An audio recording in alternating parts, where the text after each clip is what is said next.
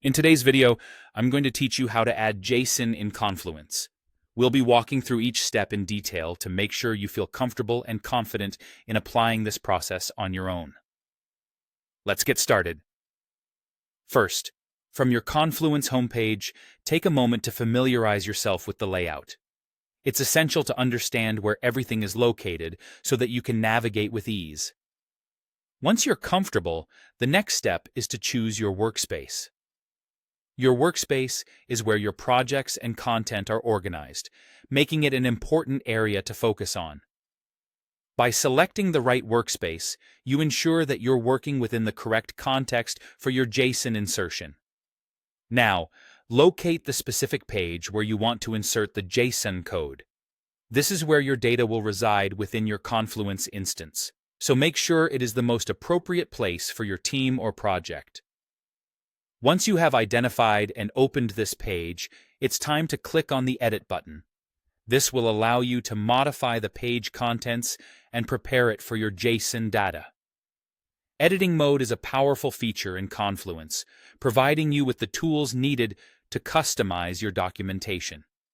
With the page in edit mode, the next step is to click on Insert Elements. This is where you start to introduce new features or data into your document. In the menu that appears, look for the option to search for code snippets. Code snippets are a fantastic way to display technical information, making them an ideal choice for inserting JSON data.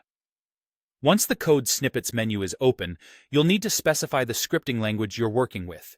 In this case, make sure to select JSON. The platform provides a wide array of scripting language options, so remember to choose the one that best fits your needs.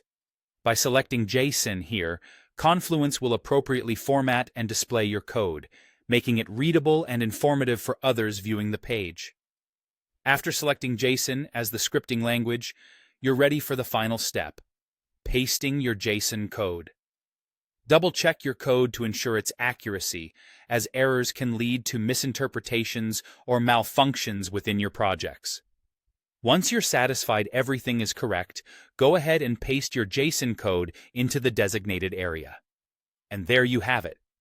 You've successfully added JSON to a Confluence page. Remember, familiarizing yourself with the Confluence environment and practicing these steps will increase your efficiency and confidence in managing your team's documentation and technical data. Thanks for tuning in, and happy documenting.